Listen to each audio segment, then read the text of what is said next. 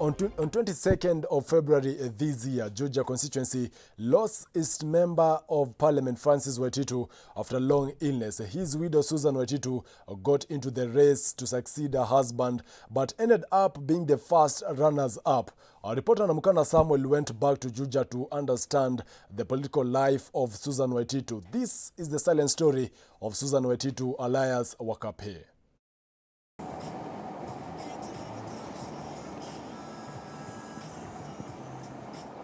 I am on my way to Juja constituency. For the past 2 months, I have been covering a by-election here. I spent days and nights in this region, but something struck my attention during my coverage. I took keen notice of a candidate who was a front-runner, but she rarely campaigned or addressed the media. She had won the primaries and was flying the ruling party Jubilee's flag. After the results of the by-election were announced, she became the first runners-up. I am back here to understand her secret political life. I am Samuel Namukana.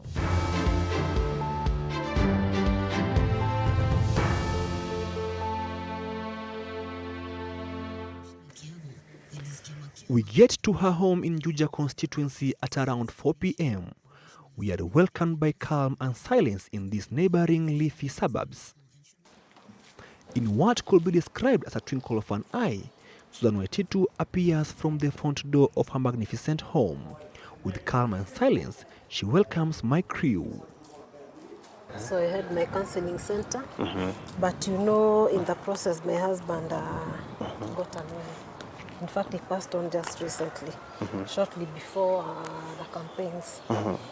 So now, from there, I had to close down because I was the sole caregiver. 2 months ago, Susan lost her husband Francis Waititu, who had been the member of parliament for this region for 8 years. I had actually accepted as the MP, so I had to give him out, you know, to share him with everyone. It's literally that way. Because you'll have people calling him for help, some ladies even calling for house rent, you know, and all that. You know, and being a lady, that can bring a lot of issues there and there. But because I had accepted and I decided to let go of him, to do his work freely. Her husband was bedridden for 6 months due to brain cancer complications that had taken a toll on the member of parliament. Susan had to stop everything and was to be there to watch over her sick husband. No, the first time he was diagnosed, it was in 2017. And by then the doctor, it's when he disclosed to us that he had brain tumor, he had brain cancer. And we were told he actually had around a year or so to live, in fact less than a year. Between 5 months to 12 months, that's close to half a year to live. On Monday, February 22nd, 2021, hell broke loose and Francis Waititu succumbed to the deadly disease at MP Shah Hospital in Nairobi. And now down that line I could see the progression, how he was going. Like, no, there's a time he was talking, there's a time he could sit up, watch TV. It reached a point where he shut down completely. Now he could not even open his eyes, he could not talk, he could not even smile. You know, he went down all that. So I was kind of psychologically prepared. It was to come and it was inevitable.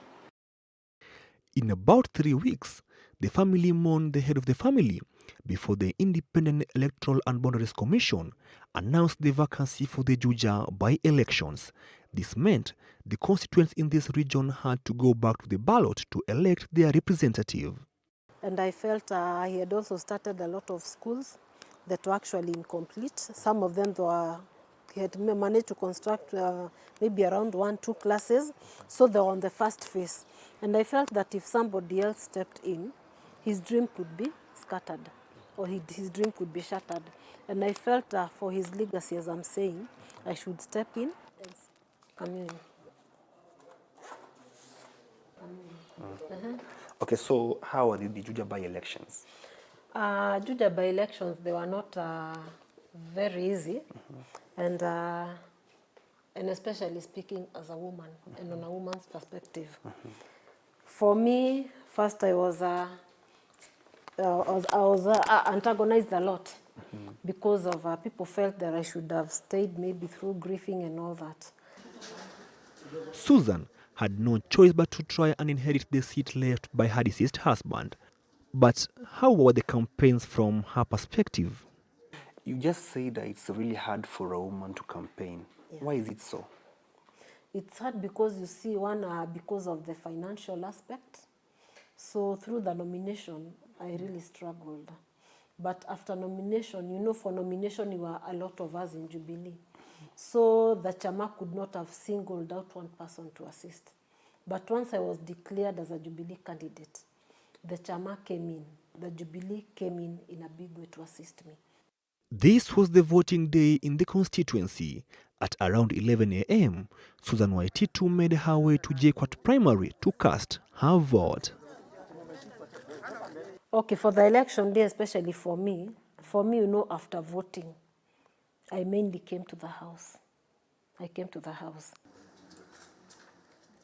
In less than 12 hours, results started streaming in, and Susan had no choice but to watch as things were unfolding. I was anxious.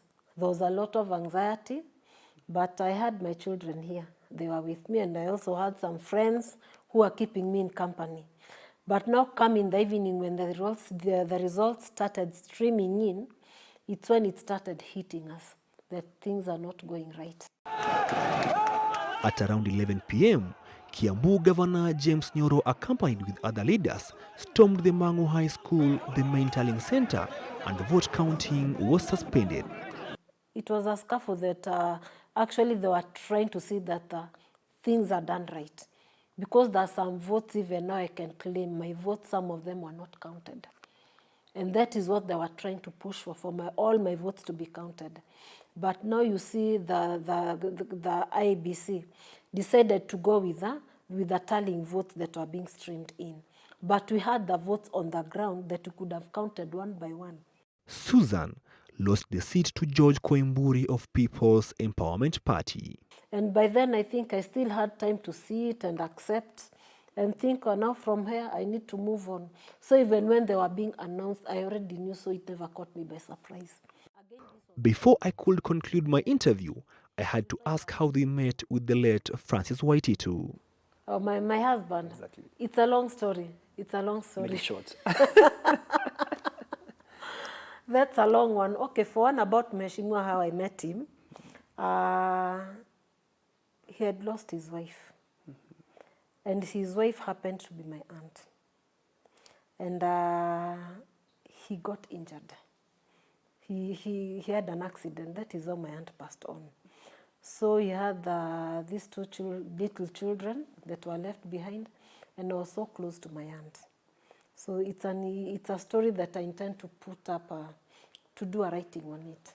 And from there, him himself, he was injured, so I used to take care of him. And then from there, I went back to school, and we continued talking and all that. One thing led to the other, and I became his wife. Well, this is my family. Here I have my grandson, ndiye mdogo kabisa in the family. Okay.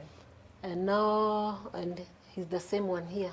This is my daughter, the husband, and that's the son now. And now here I have my family, the whole of us. This was in 90 what? No, not 90s. About 89. And now this is him in a CMA tie. He used to be a CMA member. Yeah. Gengi Muigai and the wife, Catherine. And that was in 2009. Yeah. For Susan Waititu, popularly known as Wakape, for now, politics is on hold till further notice. Namukana Samuel, Switch TV, Juja, Kiambu County.